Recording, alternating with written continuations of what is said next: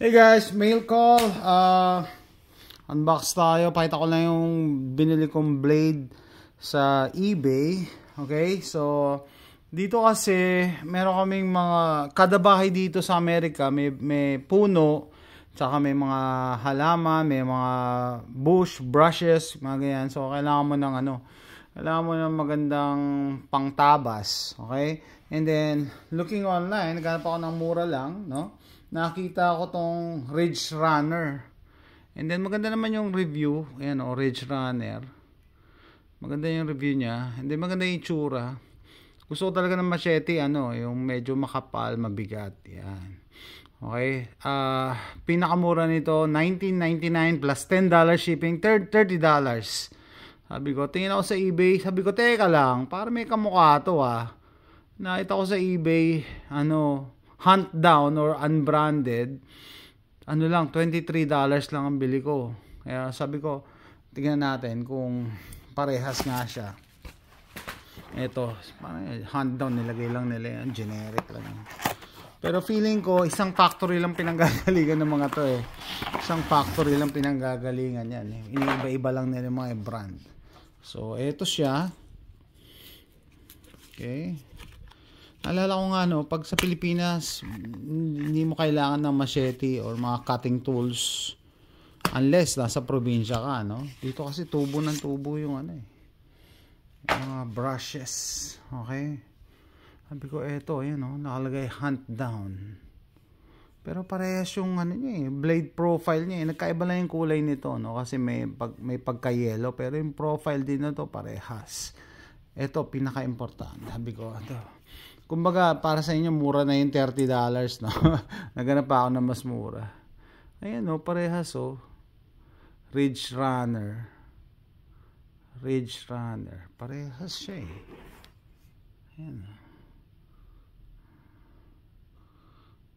Parehas. Ayan lang, yung handle lang nito. Medyo brown siya. Ito, may halong ibang kulay. Pero yung profile ng handle, pati yung rivets, parehas, tatlo lang. Okay. Ayan, parehas naman Diba? Parehas siya. Lalo na itong ridges, tsaka yung line na yan. Itong line. Kaya talagang may theory ako na isang factory lang pinanggagalingan ito. Yan. Naglagay lang sila ng ibang brand. Hunt down.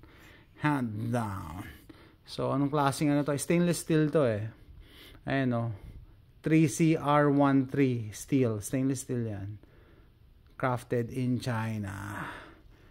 Halos lahat naman made in China Basta pag bibili ako ng knife, machete, or whatever, importante sa akin, full tang. Ano yung full tang? Diretso mula blade hanggang hawakan.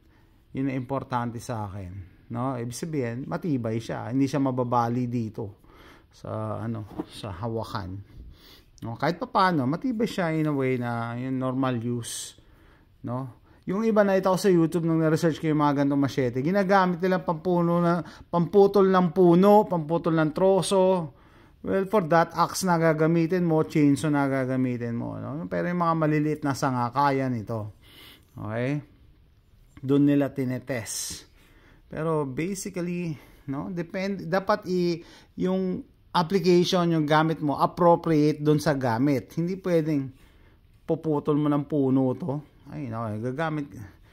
Hindi pwede. Pag yung mga yung mga sanga-sanga na maliliit, mga shrubs, kaya nito yan. I have no doubt. Kita niyo yung kapal ng blade. Yan, kapal ng blade. And pag bumibili ako ng knife or machete, gusto ko yung buo siya. Ayoko na may mga butas-butas pa na ganyan. Di ba? Nakita kayo ng mga ganung blade, pinapahina lang din yung integrity ng steel pag may mga butas-butas pang design. Hindi mo kailangan yun. Mas maganda yung buo siya. Tapos kita niyo yung kapal nito dito sa gitna, makapal. May potential pa na pwede mong lagyan ng talim yung likod pwede mo siyang i-sharpen, pero yung kapal niya nandito sa gitna. Yan. Diyan yung, dito yung makapal na part. Yung talim, ito, one side. Matalim na, fairly, sharp. I think you can sharpen this at the back kung gusto mo. Pero usually, pag mga ganitong machete, hindi mo na kailangan. Kasi, pang puputol mo siya, pupukpukin mo dito sa likod dyan. Kailangan mo ng part na may pinupukpuk ka. No? So, doon nagtatanong para saan to. Ay, maraming gano'n. Mas maganda meron ka nito pag nangailangan ka kaysa maghanap ka pagkakailangan mo na. And sabi ko sa Pilipinas, lalo na sa Manila, bihira nangangailangan nito kasi wala namang puno sa bahay, walang mga shrubs. Dito meron. Tapos yun nga, pagka nagka-camping ako, ganun din, kailangan mo rin to. Yung kaibigan ko si Carlo, nung pinuntahan ko yung farm niya, bago kami mag-hike sa property niya, nagdala siya ng machete niya. Siyempre, hindi mo alam kung ano masasalubong mo. Baka may masalubong kang baboy ramo or whatever, na hayop or ahas, meron kang pang chop or mga sanga na nakaharang sa dadaanan mo. Yun talaga ang purpose nito para pang clear ng dadaanan. Bunti ko na nga itong hindi bilhin dahil dito pero okay lang, design niya lang siguro yan. Design niya lang to.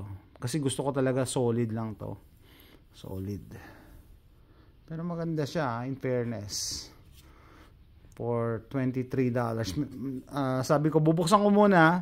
Pag nagustuhan ko, bibili ako isa pa. Meron ako kita mas mura, $22. Bakit ako bibili? Either pang reserba or panregalo.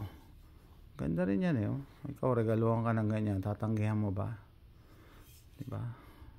I mean, kung kayo, blade enthusiast, imagine niyo yung craftsmanship paano magawa to.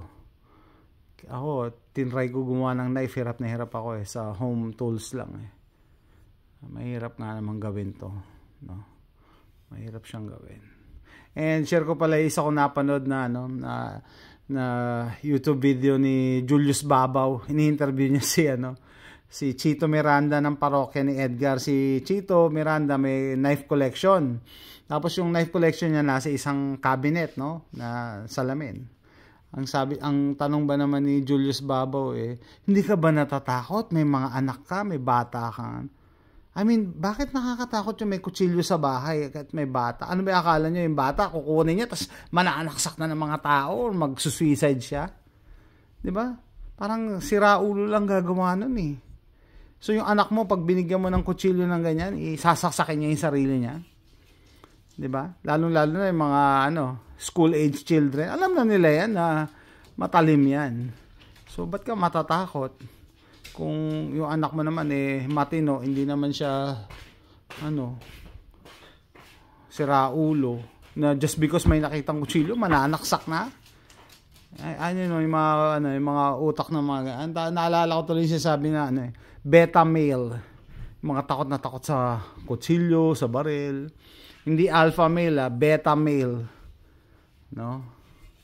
Makakita lang ng kutsilyo.